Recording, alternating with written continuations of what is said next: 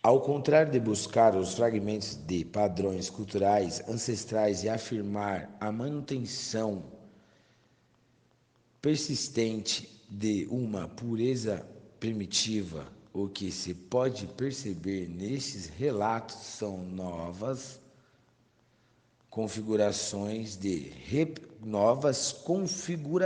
prestem atenção, de representações colocadas em comunicações num espaço de articulações simbólicas múltiplas. Não podemos, todavia, acreditar que se trata unicamente de uma incorporação das práticas culturais destas populações por parte do discurso ocidental europeu, tornando padrão do velho mundo, o mundo original, o articulador inteligível, hegemônico e lógico de todo um sistema de interpretação e compreensão. As formas de apropriação de ambos os universos insistem que tenhamos a sensibilidade para perceber o que chamamos de conexão de sentido. Era necessário, antes de tudo, que o universo cosmológico partilhando fosse compreensível para um e para outro, ainda que no processo de suas múltiplas leituras fossem continuamente resignificados, foram, portanto, os atores ameríndios, europeus, africanos e os mestiços, os produtores desses novos sistemas de crença. Esse mundo que você vive hoje. Como pensar os amuletos confeccionados com pedras de Ara, abre aspas, pedra do altar cristão, fecha aspas. Pedras de Ara é igual pedra do altar cristão. Tá? E plantas de origem ameríndia com poder sobrenatural, comprovando no universo cosmológico destes povos originários, mas ganhando um significado mágico novo no interior daquelas bolsas, uma pergunta, colocando como uma pergunta, que dizem dos índios que se transvestiam de padres para tomar as confissões dos outros índios. Outra pergunta. Qual o significado disto? Outra pergunta. Qual seria o significado dos vestidos de padres adornando os sulitas dos novos pajés coloniais? Eles colocam sulita igual silhuetas. Sulita porque na época eles tinham cortes de língua, para não falar, eles falavam cortado. Aí fica em duplo, fica assim, ó, sulita, silhueta dos novos pajés coloniais. Outra pergunta.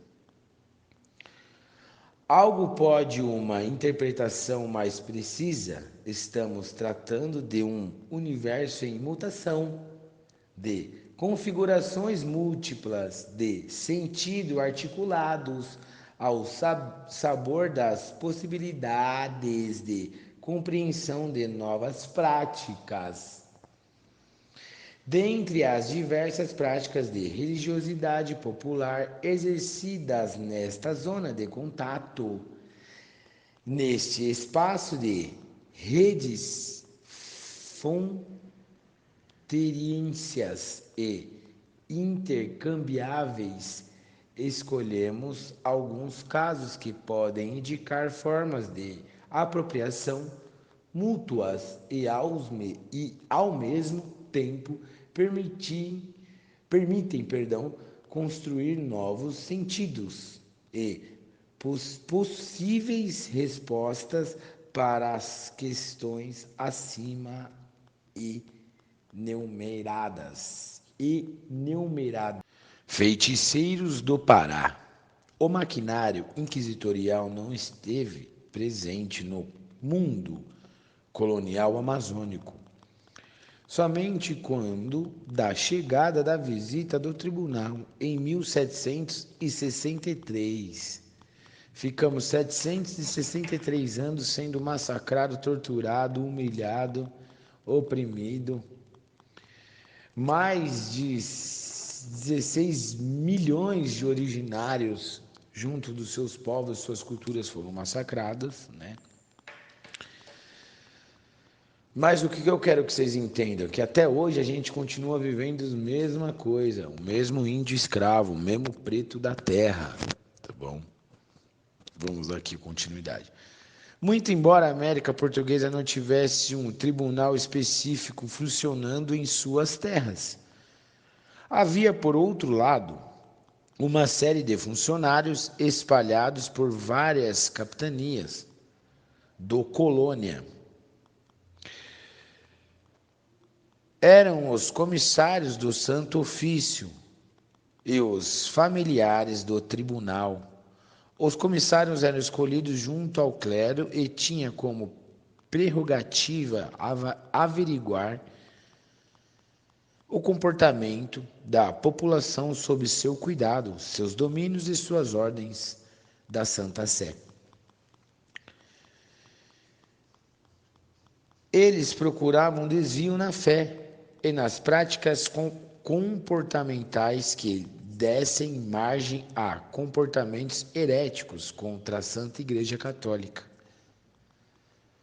Os familiares, por sua vez, auxiliavam o comissário e funcionavam como verdadeiros espiões que circulavam no cotidiano da colônia, sempre à procura de algum delito contra a fé.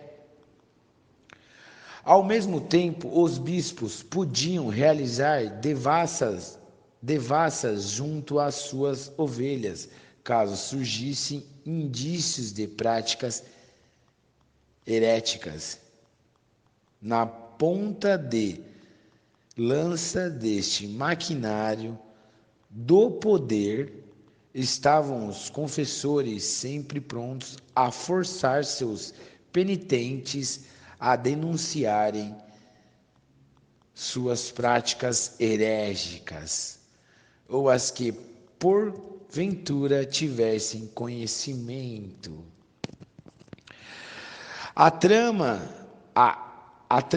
que aqui queremos apresentar revela pelas fontes da Inquisição, traz alguns casos e personagens que demonstraram a intricada costura das redes sociais na Amazônia colonial.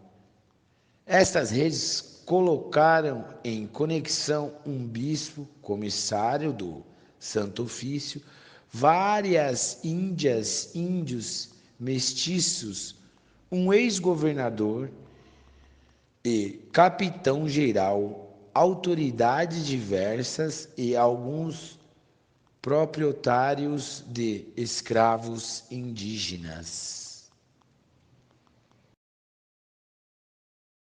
Para encerrar, a Inquisição de Lisboa, anos antes da visita do Tribunal do Pará, nos anos de 1750 e 1751, foram realizadas duas devassas em terras de estado do Grão-Pará por Frei Miguel de Bulhões. Tratava-se de uma visita feita pelo então bispo a algumas regiões do seu bispado. Uma delas foram realizada na vila do Guarupá. Essa devassa ressaltou em alguns acusados de feitiçaria. Foram acusadas as índias Cecília Susana e Grécia, nomes dados romanizados, né? todas elas escravas de Domingues Gomes. Foi acusado também o índio José Pajé, índio Forro. As acusações e testemunhos conseguidos pelo bispo foram enviados ao Tribunal do Santo Ofício em Lisboa. Como mencionado, os bispos também podiam averiguar, através de visitas em seu bispado, a conduta moral e suas ovelhas quando houvesse algum indício de heresia nos comportamentos avaliados. As averiguações eram enviadas ao Tribunal do Santo Ofício. Foram mais apropriado para investigar comportamentos heréticos. Assim aconteceu no caso das acusações de feitiços.